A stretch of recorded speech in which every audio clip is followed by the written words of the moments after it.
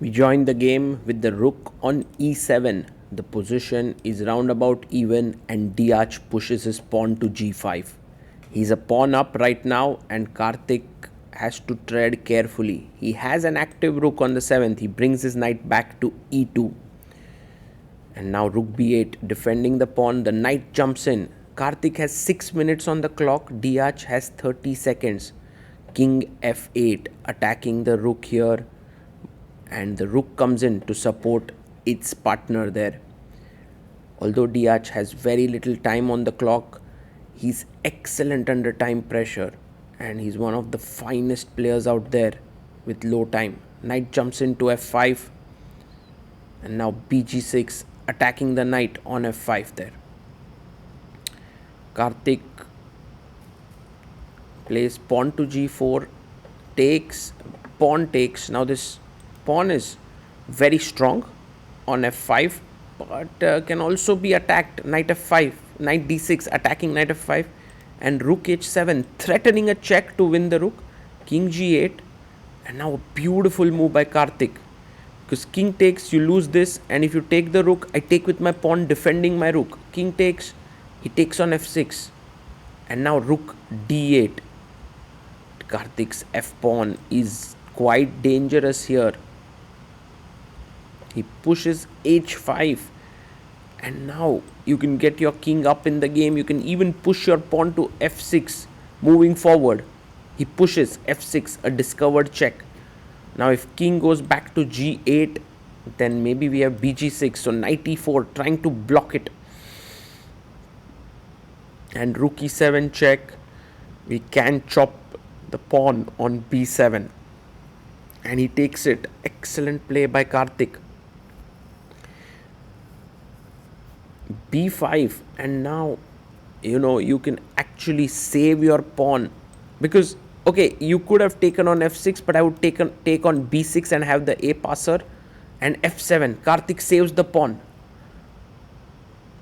Deac takes on a4, b takes a4 and now you have a passer on f7, you have a passer on the a file and you can push a5, but right now rook a7 played to just get out of the knight c5 double attack on the rook and the bishop.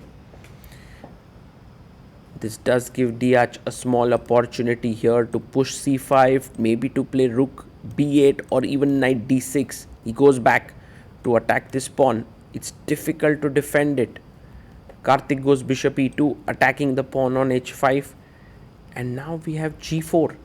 You can take, and hg is important, but he takes on f7 and that is not a good move, because g takes h5, then you have passer here, you have passer on the h file, on the a file.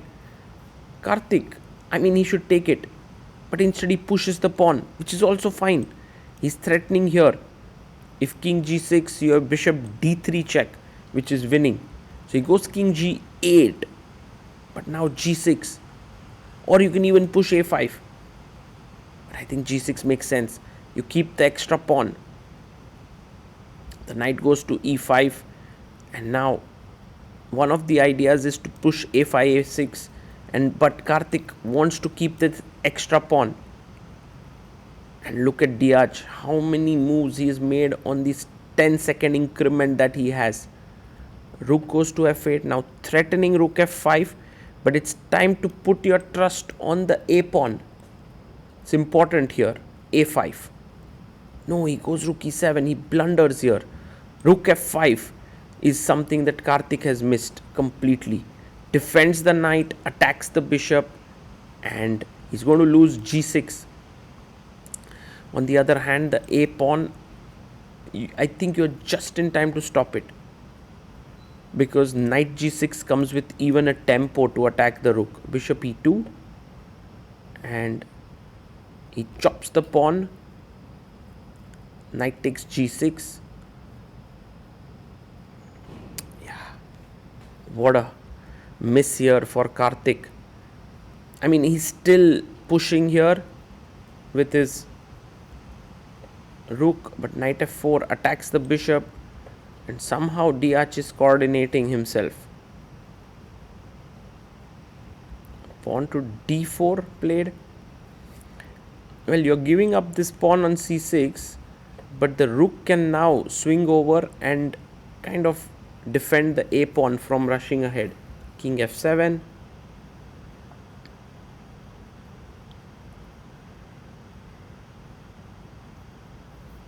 And Karthik goes rook a6. He's still hoping for the a pawn. I think he didn't believe in his a pawn much. Now the pawn on c2 is going to be lost. He's attacking the d4 pawn. Rook takes c2, rook takes d4, knight e2 check.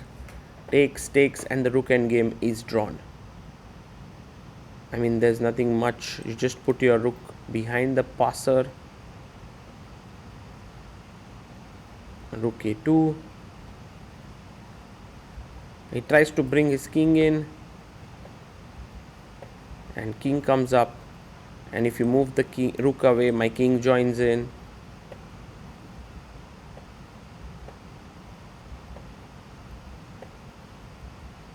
G2, and a draw can be agreed here. And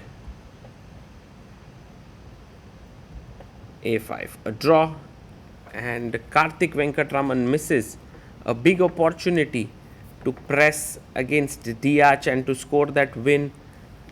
But yeah, there's something to be learned from Deac's ability to play under time pressure. We now move to the second game of 15 plus 10, where Bogdan Daniel will have white pieces, and Karthik has to remain careful here. The players sign the score sheets and are back on the board. A handshake. Karthik Venkatraman in this tournament has played quite brilliantly, I must say. He eliminated Aravindh Chithambaram, and now, has been giving a tough fight to a much higher rated opponent, Bogdan Daniel, who is rated 2655, but actually is much stronger than that as well. He has had a career high elo of 2700 plus. Second game is about to begin. If this ends in a draw, they go on to 10 plus 10 segment, but whoever wins this will move on to round number 4. The players shake hands and off we go. Deac opens with pawn to d4. We have d5 played, and knight to f3. The knight comes out. Knight f6. Pawn to e3, opening up the bishop on f1. And he goes pawn to c5. So you could potentially take on c5, but this line with knight d2 is getting very popular. And black takes. I think this is the most common way to play. Put your knight on c6, bring your bishop out, but queen c7. Slightly offbeat move. c3. Because generally you put your queen on c7 to stop bishop f4 ideas, right? I mean, with the knight on d2, that was already not happening. Bishop e2. And now g6 played by Karthik. I am not sure about whether the bishop is best placed on this diagonal or not, but I think Karthik is just trying to play something a little bit original, get a fresh position, and you can already see Deac is down to 10 minutes on the clock. Castles,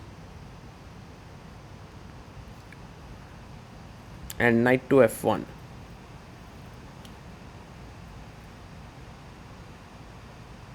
He goes bishop to g4.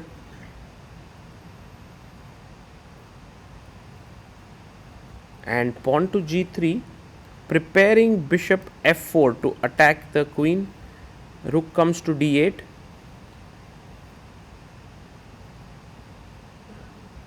And bishop f4, the queen drops back to c8.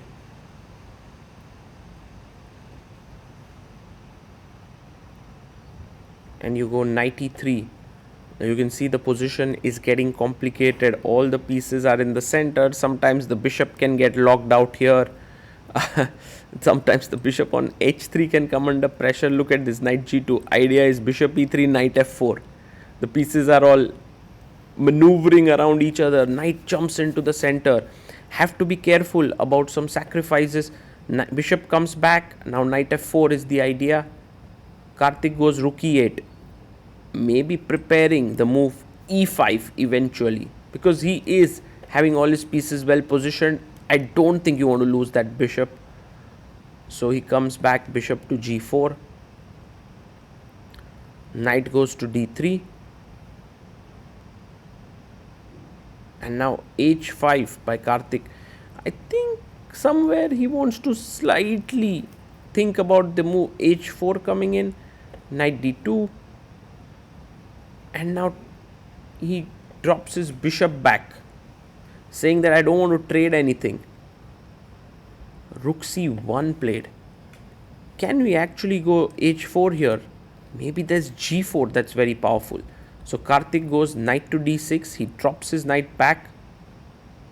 And knight to f4, attacking the pawn on d5. And Karthik goes e6, defending it. Yes, the bishop can be under a bit of pressure. h4 played. And now I think Karthik notices this amazing move e5. Because if knight d5, you have knight e4, and the knight on d5 is a bit misplaced. So he takes, knight takes, and suddenly black's position have this energy in it. Bishop a7. Oh, being too greedy here. Super greedy. The knight jumps into c4, attacking the b2 pawn. I mean, if you take, I take back with the pawn, opening up my rook. So he goes bishop d4. But now it's time to snatch a pawn. Knight takes b2. Queen comes to b3, and look at Deac's time. He's down to 24 seconds. Meanwhile, Karthik has 6 minutes 47 seconds. Nbc4, takes on c4. And the best move is to take back with the pawn. Yes, takes it. The d3 square is insanely weak. Also, because of the pawn to h4, this structure looks a bit weak. Now the queen comes in, attacking here and here and here. Bishop d7. A good move. Preparing the move b5. Queen goes back to b1. And now b5 is strong. But Karthik makes an error. He goes bishop c6, takes, and bishop c4 with the idea of queen g6 is strong. But actually he misses it and goes king h2. Karthik is back in the game with an advantage. I mean, earlier if Deac had found bishop e5, it would have been equal. King h2, and now b5 played. This is a good move by Karthik. Bishop takes e5 taken, and he can take with the bishop. It's a strong move. I mean, you are a bit afraid of knight g6 here, but then you have bishop g3, f g3, and rook jumps into d2, and e2 is hanging. But he prefers to keep it simple, and he takes, rook takes e5, a4 played instantly by Deac. But now he doubles down the e file. Slight inaccuracy here. A takes b5, takes it.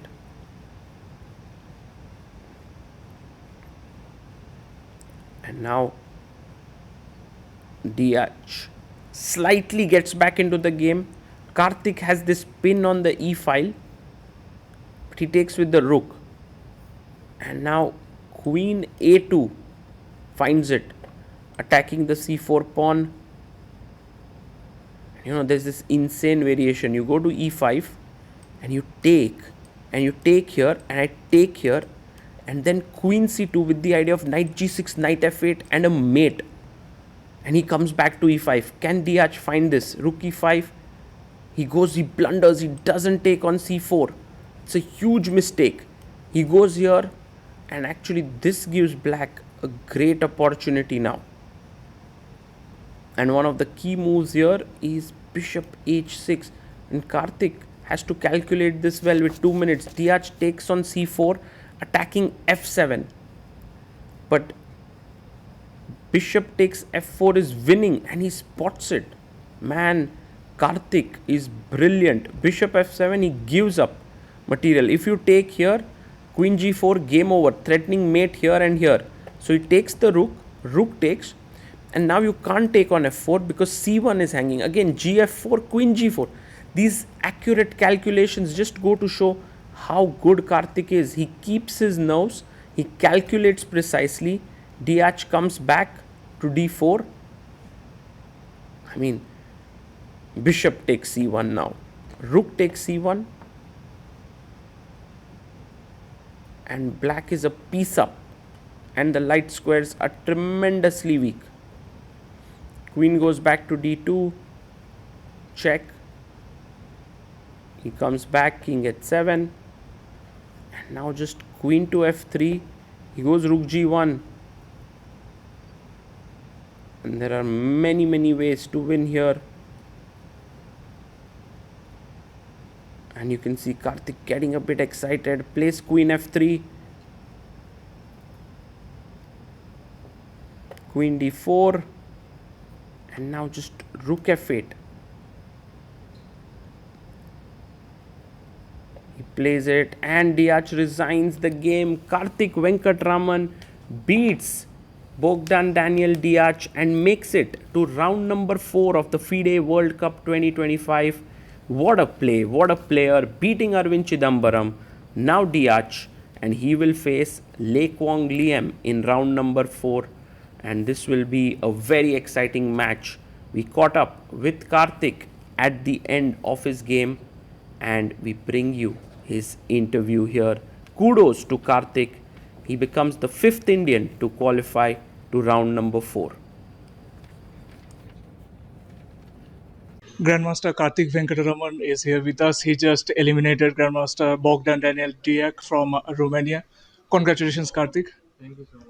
Well, how do you feel eliminating the strong Romanian Grandmaster and advancing to the fourth round, round of 32?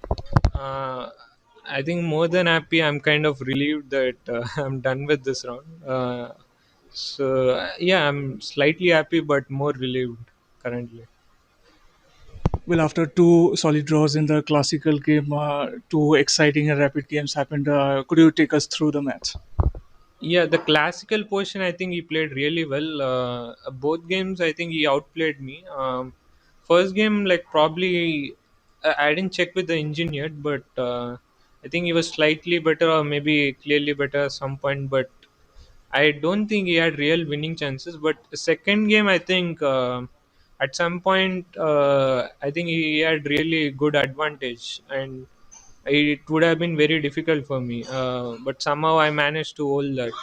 Um, and Yeah, those two classical games where he really played well and was putting pressure on me. Today's game, yeah, I think he was kind of. I end up trying to play solidly or something, but I think he was getting too low on time. That was the issue today. So I managed to capitalize on that. At some point, an interesting sequence occurred: Bishop f4, Bishop c4, Bishop f7, and followed by Bishop e8. And where you were already having a decisive advantage at that time. What was going through your mind? Like, what were your calculations when you saw that sequence happening on the board? Yeah, I thought initially I thought it's clearly better, like, and the game should just finish at any point. But then I started to see all this, like you mentioned, Bishop C4, Bishop F7 and stuff. Initially, so I was getting kind of worried, but I thought I should be doing well. Like maybe I missed something, uh, but overall, like I thought I had to go for it anyway, and yeah, I didn't at that point also I was not thinking about winning. I was just trying to make normal moves. Earlier, you mentioned that if you advance to round 4 or 5, you might consider hiring a second. So, are you considering that yet? Yeah, now a different problem is that who will accept my invitation. uh, I don't know who to ask first of all, and I don't know if they would agree as well. In the next round, you're going to face former World Blitz champion Liam Koangle from Vietnam. What are your thoughts? Like, have you faced him before in any format? No, I don't think I've faced him. It would be pretty interesting because I think he has been in the 2700 rating since so many years, and it would be interesting matchup, and I'm looking forward to it. Well, in the last World Cup, the only tiebreak match you played was against Hikaru Nakamura, and this time your first tiebreak match was today. So, would you say that playing tiebreaks last time, those experiences helped you here? I don't think it helped at all. Today, I was just lucky in the sense he was not playing his best, and I was not either. But overall, it worked out. Like things went my way, so I'm grateful for that. Thank you very much, Karthik, for a valuable time. I wish you all the best for your fourth round match as well as future endeavors. Thank you so much.